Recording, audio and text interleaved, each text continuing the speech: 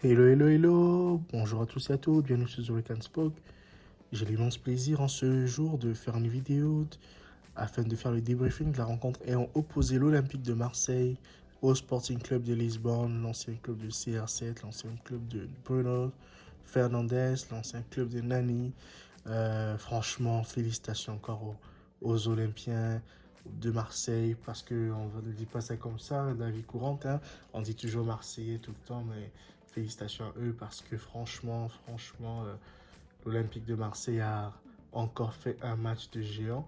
L'Olympique de Marseille s'est imposé. L'Olympique de Marseille a gagné sa rencontre en fait. Et ça, c'est beau. Ça, c'est parfait. Ça relance ce club historique de France. Ça relance le seul club de France ayant gagné une Champions League en fait.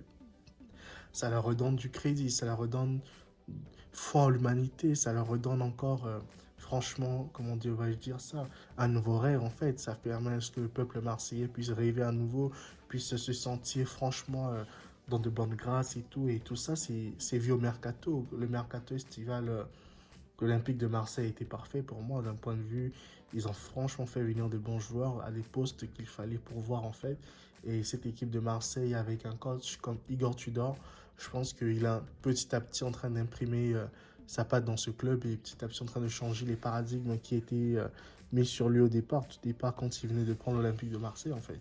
Et ça c'est franchement à son avantage et franchement félicitations à lui. Euh, j'ai vu une équipe vaillante, j'ai vu une équipe valeureuse, à l'image de Matteo Guendouzi, qui ne l'a jamais un joueur qui est infatigable. Matteo Guendouzi, il est toujours efficace, il est toujours dans les bons coups, il ne se fatigue jamais, Matteo Guendouzi. C'est un joueur hors norme, c'est un joueur hors pair, c'est un joueur, franchement, hein, s'il était un attaquant, je pense que Guendouzi marquerait peut-être 40 buts par saison, voire 50 buts par saison, parce que ce joueur, il est énorme, enfin, il est énormissime, si je puis dire. Mais en tout cas, encore, c'était une très très belle rencontre de l'Olympique de Marseille avec un Guendouzi efficace. Mais moi, j'ai un problème avec les arbitres de ces derniers temps. C'est-à-dire, c'est des arbitres qui donnent des cartons rouges très facilement, très très rapidement. En fait, là, un match comme celui-là, je vois pas pourquoi un arbitre a besoin de le détruire là. Avec la sortie par exemple de Ricardo Esgaio, quand il prend un rouge à la 19e minute de jeu, avant que Guendouzi ne marque sur penalty par la suite. J'avoue que la faute est quand même énorme, mais quand même, un rouge, ça détruit un match. Puis encore à la fin, vers la 60e de jeu, il donne un autre carton rouge. Ça, c'est quand même énorme en fait. Donc, ça veut dire que cette équipe du Sporting a joué à 9 contre 11. Imaginez-vous un peu le jeu. Ben écoutez, tant mieux pour Marseille. Enfin, ça arrive à Marseille parce que les Marseillais aussi ont toujours subi des injustices dans leur vie. Et pour une fois, ils sont dans cette position. On ne va pas les plaindre, hein. On ne peut que les féliciter encore. Mais sinon encore, on a encore vu un excellent Amin Harit qui a franchement fait un match incroyable en fait. Franchement, Amin Harit, je suis en train de le découvrir. J'avoue, je ne suivais pas trop les matchs de chaque 04 ou bien les matchs de la sélection marocaine. Je ne les suis pas tout le temps. Mais quand j'ai le temps, je suis. Mais parce que je sais déjà que l'équipe du Maroc va gagner, donc j'ai pas envie de suivre les matchs où je savais déjà que le Maroc va s'imposer facilement, va gagner peut-être un 5-0 ou un 4-0. Donc c'était pour ça, mais franchement, Amin Harit, quel joueur, franchement, il est excellent ce joueur. Alors, je crois qu'il devrait plus prendre de lumière comme Riyad Mahrez, là, parce qu'on parle plus de Mahrez, on parle pas trop d'Amin Harit, alors que c'est un joueur talentueux, c'est un joueur excellent. Et franchement, il fait du bien à cette équipe de Marseille. Marseille, que je vois, par exemple, qui a perdu cette semaine en championnat, qui s'est fait surprendre en championnat cette semaine, mais qui réagit très bien en Champions League, ça c'est un bon signe.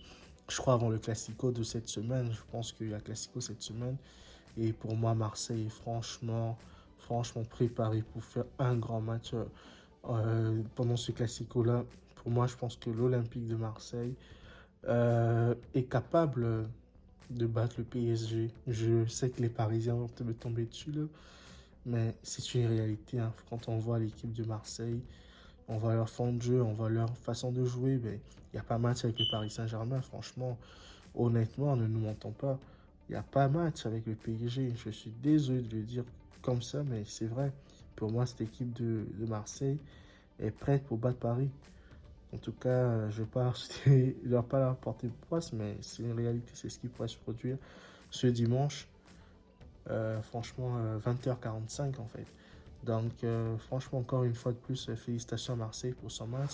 Et encore un homme particulier, Alexis Sanchez. Franchement, ce joueur, il se réveille tout le jour. Franchement, Alexis Sanchez, il a ce don de pouvoir surgir de nulle part, venir planter des buts comme il plante, comme il en a planté dans la rencontre en fait. Là, à la 30e minute, là, il inscrit son but aussi là. Franchement, chapeau à eux, chapeau à l'Olympique de Marseille. Je pense qu'enfin, le peuple marseillais mérite vraiment cette victoire. Le peuple marseillais mérite les 6 points Champions League. Prochaine étape, j'espère que cette équipe de Marseille va être à la hauteur encore à nouveau. Elle va pouvoir aller encore s'imposer à la prochaine rencontre. Et on ne peut que leur souhaiter du meilleur à l'Olympique de Marseille. Je crois que la prochaine étape, ça va être contre Francfort.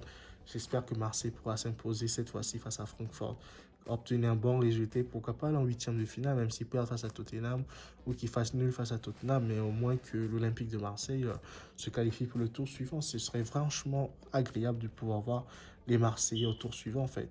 Allez, quant à moi, je vous dis à très bientôt. Si vous avez aimé cette vidéo, écoutez, n'oubliez pas, n'hésitez pas de lâcher un pouce bleu, partager, commenter, afin qu'un grand nombre de personnes soient au courant de notre chaîne et que notre communauté continue d'exister, si je puis dire. Et encore une fois de plus, les amis, n'oubliez pas, merci pour les forces que vous me donnez à travers vos commentaires, à travers vos écrits par message privé, parce que là, les commentaires sont pas encore remplis, mais par message privé, je reçois beaucoup de messages. Merci beaucoup, merci les amis. Je suis là pour ça, donc on va toujours continuer de faire du mieux qu'on peut pour produire des vidéos excellentes en fait. Allez, je ne retiens pas plus longtemps, prenez soin de vous et bye, ciao.